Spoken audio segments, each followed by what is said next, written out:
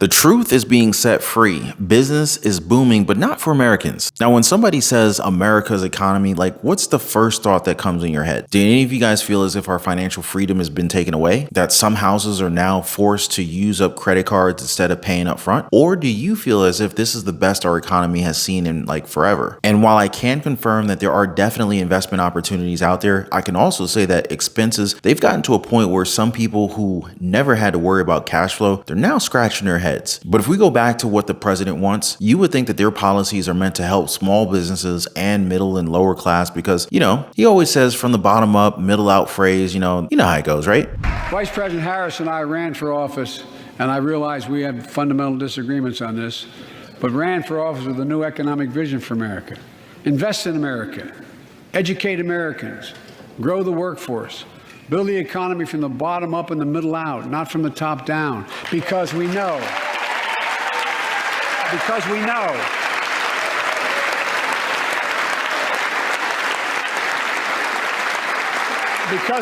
when the middle class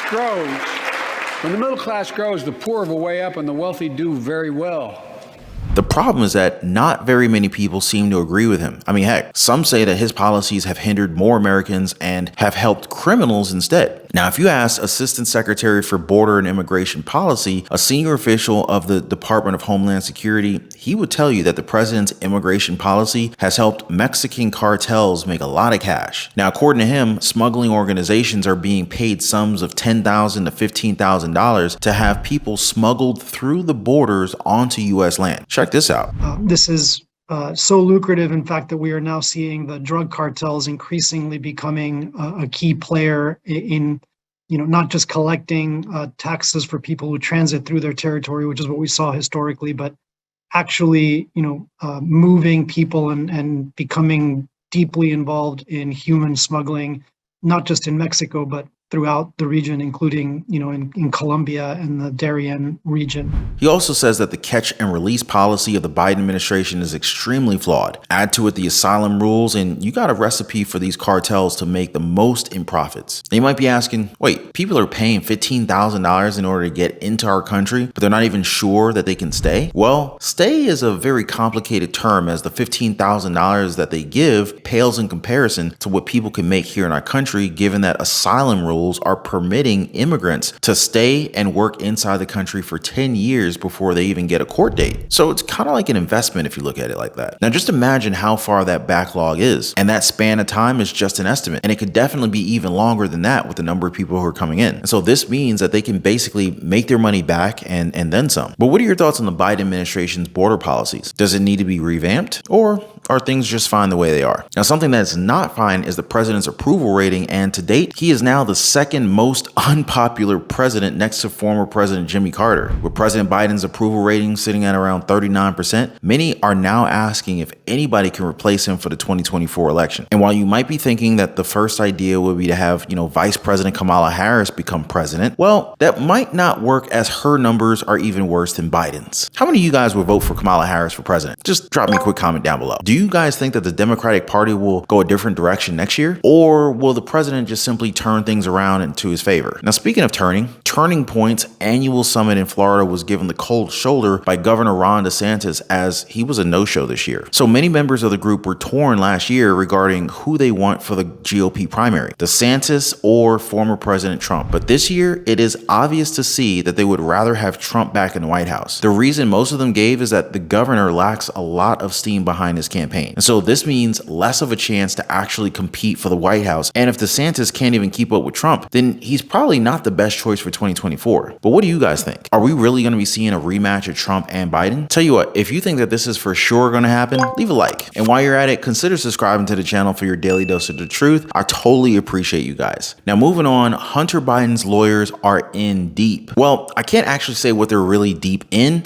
but let's just say that they're in a lot of trouble, all right? They're now possibly facing sanctions for lying to the clerk in Hunter's criminal tax case. Wow. Did anybody see that one coming? Now you gotta ask, why would they lie? Like, what do they have to hide? They're on the up and up, right? Well, apparently they did this to remove testimony from the IRS whistleblower from the court docket. Delaware Judge Mary Ellen Noriega has already ordered the attorneys to explain their side. However, there's already been said that, it's just a huge misunderstanding and that it was an unfortunate circumstance of miscommunication. Now, to go ahead and summarize what happened, one of Hunter's lawyers allegedly pretended to be part of the prosecution's law firm and requested that testimony regarding Hunter Biden's tax offenses be removed from the docket. Although his lawyer admitted that they did not say that they were working with the first son. It worked. And if you're asking just how much was taken down and sealed, it was a small number, around 448 pages of congressional testimony from 2 IRS investigators who worked on Hunter's case. So what do you guys think about this? Are they trying to trick the system, or is this, as they said, just a huge misunderstanding? By the way, if you own a home, make sure your home is protected. Get your free home warranty quote. There's a link in the description down below in this video. Now, on that note, our understanding of what really goes on behind closed doors, like when it comes to extraterrestrial life,